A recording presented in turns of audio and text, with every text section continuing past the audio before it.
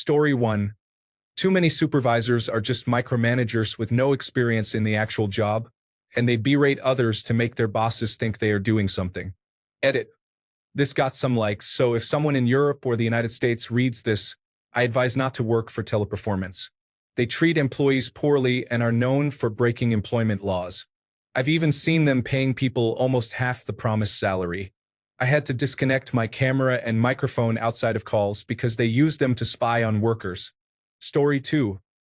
People who sell online courses about how to get rich quickly by doing very simple steps will only tell you once you pay them thousands.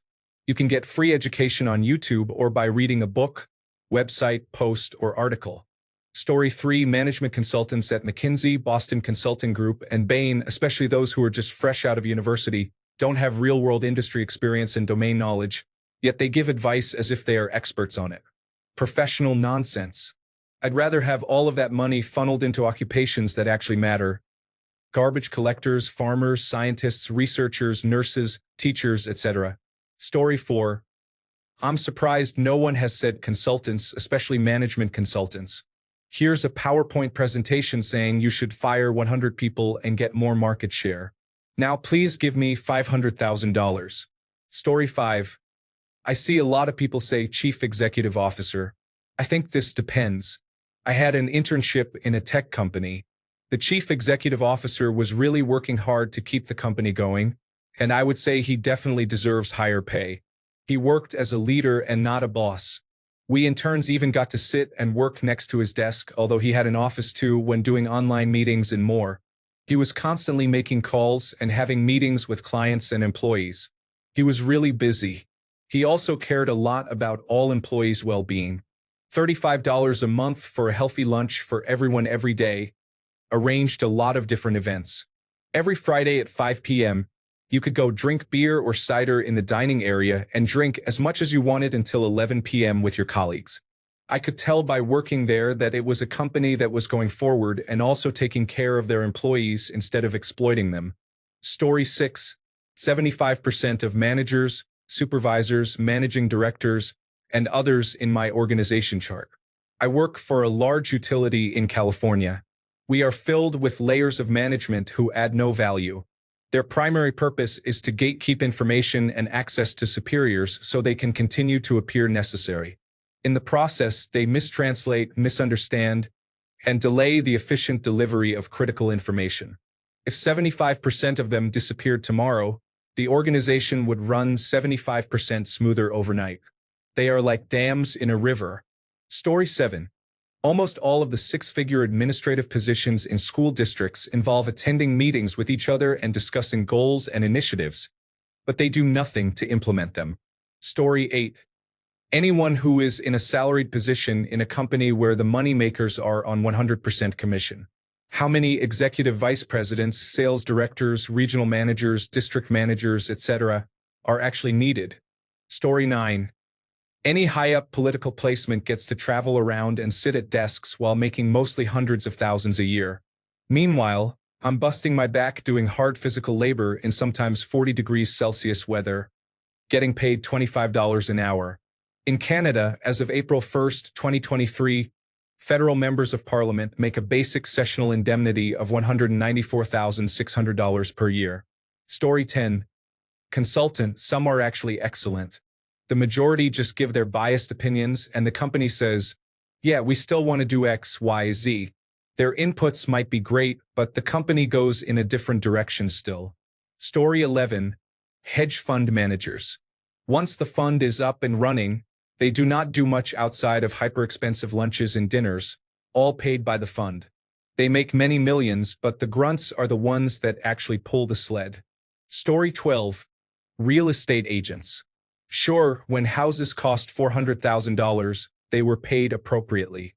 Now that houses cost $1.1 million, too many of them have their heads up their backsides, like they are doing you a favor and don't need your business. Find your own place and hire a real estate lawyer for the paperwork. We did that, and our builder gave us a $6,000 discount because we went directly to them instead of through a real estate agent. Story 13. Project manager. In my 20-plus years working jobs with project managers, I've met one that was actually a godsend. All others were at best useless or at worst an active hindrance. Story 14. Chief Executive Officer. No one performing that job deserves hundreds of millions of dollars. Most of the time, performance is due to the size of the company and actions taken by lower-level leaders. Story 15. Most managers, honestly. The most active management position I held was sous chef and kitchen manager. I loved it. Sure, there was personnel management, inventory, ordering food, etc. But it actually felt like a role where I could teach and learn at the same time. The lifestyle then was kind of crazy, but as you get older that changes anyway. You can't stay up drinking all night when you work doubles all week. Office or retail management of any kind really sucks. As a manager at a cell phone store, I was always dealing with crazy issues from employees. The customers weren't always bad, but the employees were the most dramatic, conniving, two-faced individuals I'd ever had the displeasure of being around. My job was essentially to just keep up with numbers and statistics, manage stock, coach employees, and de-escalate customer complaints when one of them inevitably came back in about one of the shady people that sold them something. I made on average $65,000 to $70,000 to basically just be a checklist guy and reprimand the representatives every once in a while. Office management is just boring. That's where I'm at currently, and I am actually considering getting back into cooking if I can get a part-time position with decent benefits. It's remote, so that's cool. But I'm essentially being paid $32 an hour to just send emails to people about their metrics, which are essentially useless, attend useless meetings about things that aren't going to be realistically implemented for another 5 years, occasionally get told we suck, and then in the next meeting get told we're awesome, and add people to folders who send annoying emails. The first year was cool because I could work out and play Elden Ring. Now, it just feels tedious. If I had to actually be in an office doing this job, I would quit. The only thing keeping me there is the fact that my vacation doubles this year and it's overall convenient for my life outside of work. And benefits. Story 16. Hot take here. Professional athletes. I'm a former athlete and appreciate the incredible talent and work that these people put in to get to that main stage, but it gets to a point where the integrity of the games and even teams comes down to money, as we may have seen in the last Super Bowl. Story 17. Anything human resources. These people are harmful, and their job is one large department focused on covering corporate liability. If you're in human resources, I strongly disagree with your role. You are ineffective. Story 18. Advisors. My advisor in college was really helpful, but I must have met with her about 5 times throughout my 5 years there. When I did, it was just to make sure the classes I already scheduled were correct. Sad to say, they could easily be replaced by a computer. I also hear horror stories of some people's advisors royally screwing them over and messing up their credits. Story 19. Any job that requires a university degree where they don't really care what it is. I find there is often a certain group that develops around people with university degrees. Sorry, Mr. Accounting graduate, your degree means that you know exactly nothing compared to the trade I've been working in for years when it comes to construction. Story 20. My supervisor, specifically, has a salaried position where he plays on his phone. Twice a night, he walks out and asks everyone if they are okay. He complains about it a lot.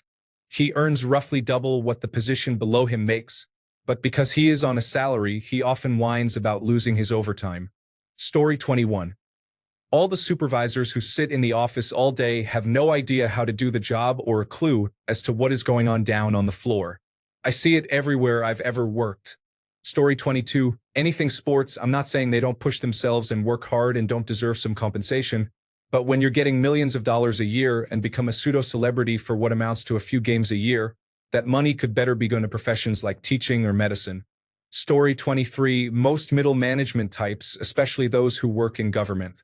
I used to know someone whose salary was probably $120,000, and I'm pretty sure he didn't really contribute anything more than secretarial work to any project he worked on. I'm pretty sure I could have done his job and was as dumb as a bag of rocks. Story 24. Pro athletes are paid millions of dollars to run around on grass throwing balls, kicking balls, running around on hardwood, or ice skating with sticks and rubber. I think other more useful jobs for society should make that kind of money. Story 25. A good chief executive officer is extremely valuable, but nowhere close to what most of them make.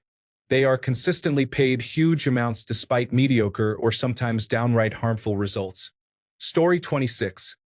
Administrators in higher education have positions that keep expanding, and their wages keep increasing. Meanwhile, teachers like me no longer teach because we got laid off to make room for more administrators. Story 27. Maybe this is a surprise response to some. I strongly believe the modern employed chief executive officer and hired board members are way overvalued than they actually deliver to their businesses unless they are owners. Look up chief executive officer pay multiple average worker and don't fall off your chair. Story 28. Professional athletes. There is just no reason whatsoever that they should be paid such an obscene amount of money. I don't understand why someone who kicks a ball around a field should earn millions while junior doctors in the United Kingdom, at least, struggle to make ends meet. Story 29. Professional sports players, such as footballers or basketball players in a competitive league, earn an absurd amount on a weekly basis for doing one trivial thing well compared to a profession like a surgeon or a scientist. I say trivial because it is ultimately a form of entertainment. Yes, it involves athleticism and skill, but my point is that it is vastly overpaid in terms of compensation. I understand that it is a bidding war between clubs to capture the highest talent to increase the overall wealth of the club or sponsor. It's just astonishing how much money is involved, and so I would argue that they are massively overpaid. Story 30. Strategy or process consultants. There is no magic to what we do. It's evaluating their own company and forming suggestions based on something that is objectively verifiable. Then, it's often misread in the best case or misused in the worst case. It's more often a fig leaf covering the real reason why management wants to do something unpopular. It is, however, a $700,000 job where you work less than 30 hours a week due to my reputation. Story 31. Anything related to real estate, particularly the white-collar side. I can't tell you how many people who were not very smart in high school are now wearing a suit and tie, smiling from ear to ear, and earning tons of money, even when they don't really do anything very difficult. Story 32. I had a supervisor who was incompetent. He only got promoted by ingratiating himself with others. He couldn't even do the basic tasks and got people to do his work for him, then just added his name to the project. Story 33. Pro athletes. Not against it as a job in any way, but it meets the very definition of your question to me. We need to take a collective look in the mirror at why we value putting ball in net so much. It's escapism at its finest. Story 34. My background is having worked 20 years in the financial industry and now doing contracting jobs for fun. In every domain where I worked, it was the same story, in and out. The higher you climb, the C-suite, the chief executive officer, chief financial officer, etc., are absolutely overvalued, overpaid, and puppets governed by other puppets, the financial regulatory bodies who conduct fit and proper tests on them. It's despicable, as this group also has in common that they always escape responsibility and always end up somewhere else. It's disgusting, and the government and most corporations are in it together. Story 35. Directors and vice presidents. They think they manage a budget, but they really are just added layers of red tape put in place to pay some person to say no until the idea is too good to be true. Then the liar who sold them on the idea gets a promotion for tricking the gatekeepers to become the new gatekeepers. Meanwhile, people at the bottom and middle do all the work and make all the money for the company. What does a chief financial officer do compared to a finance manager? Besides making 20 times what the other does in pay, chief operating officer to operations manager is the same thing. I have yet to talk to a chief executive officer who knew his head from his backside in any company larger than 1,000 employees. Story 36. At this point, I think most college professors are useful idiots. There are a few good ones, but I can learn as much through Google for a lot less money. Story 37. The information technology workers who worked on Canada's ArriveCAN application. $60 million spent on what should have been an $80,000 application. $17 million given to 4 people who do not even work in information technology. Story 38. Also, managers, 99% of them are ineffective. They are there primarily because they have been in the company longer, very rarely due to their skills as good managers. It's absolutely terrible and incredible that chief executive officers don't see the damage done to their teams and how much money is lost by putting the wrong person in the job. Story 39.